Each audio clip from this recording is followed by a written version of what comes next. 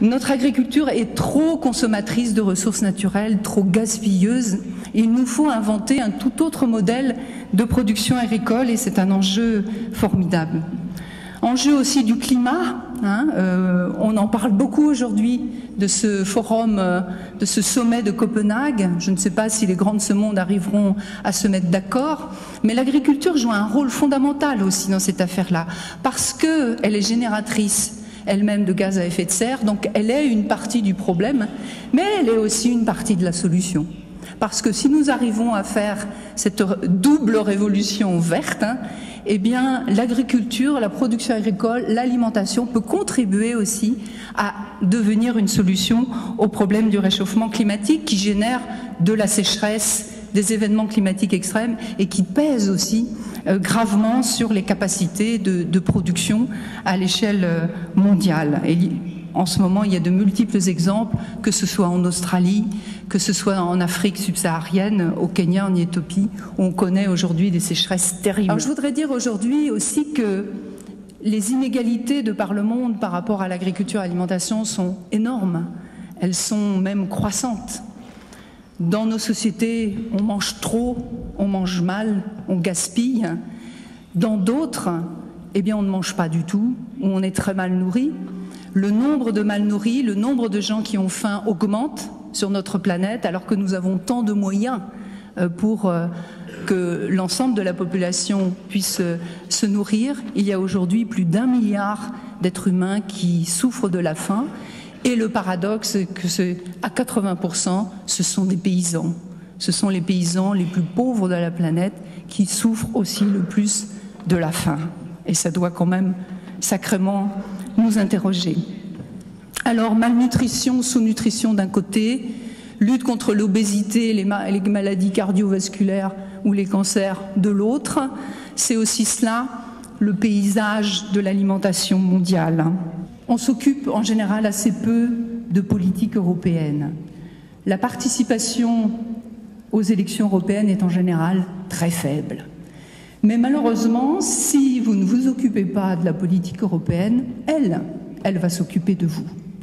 Et si on ne s'intéresse pas à ce qui se passe au niveau européen, au sein de la politique agricole commune, eh bien on ne peut pas savoir dans quel contexte de décision on évolue et quels sont les enjeux du moment. Et ces enjeux, ils sont essentiels, il faut que vous les connaissiez.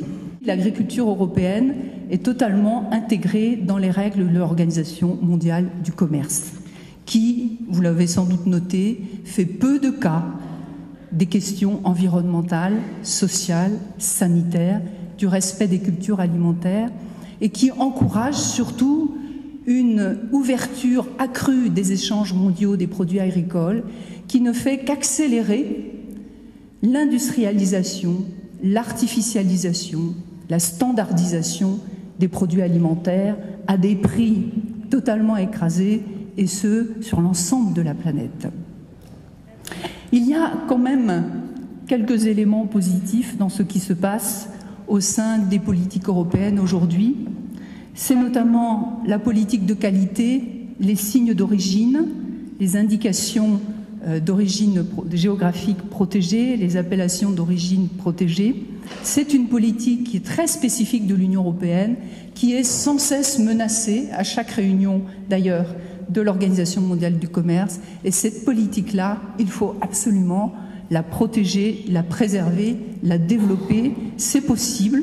Beaucoup de parlementaires se sont battus pour cela, des ministres aussi, mais il faut que tout cela soit soutenu par l'ensemble des citoyens d'Europe de façon à ce que cette politique se développe. Dans le traité de Lisbonne qui vient d'être adopté, les parlementaires européens ont gagné le pouvoir de décision sur la réforme de la politique agricole commune. Ça veut dire que la politique agricole commune ne va plus être faite seulement par les ministres de l'agriculture ou par le commissaire européen, mais aussi par les élus du peuple. Et ça, c'est votre responsabilité aussi de citoyens d'interpeller les candidats et vos élus sur ces questions. Enfin, il n'y a pas de révolution doublement verte possible sans les ressources humaines. On peut avoir des idées formidables, on peut écrire des livres entiers sur ce qu'il faudrait faire, Mais s'il n'y a pas les hommes et les femmes qui sont suffisamment informés, formés, éduqués, motivés pour mettre en œuvre cette nouvelle manière de produire et de manger, eh bien, rien ne sera possible.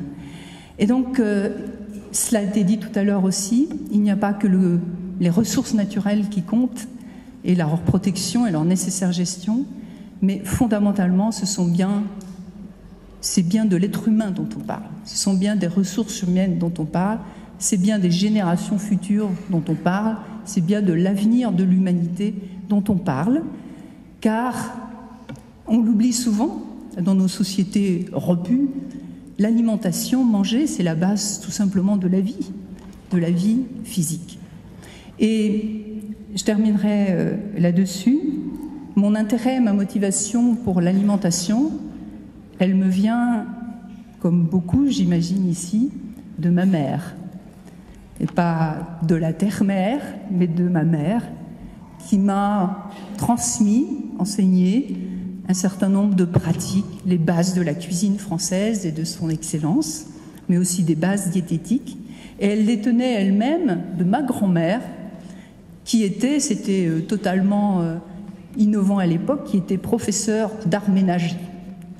Et donc, elle apprenait à beaucoup de jeunes femmes, je ne regrette pas suffisamment de jeunes gens, mais elle apprenait donc les règles de la cuisine. Et cette transmission de génération à génération, elle est aussi capitale. Donc, vous êtes jeunes, vous représentez aussi l'avenir, c'est vous qui aurez à affronter, nous aussi bien sûr, à affronter les enjeux énormes qui sont devant nous.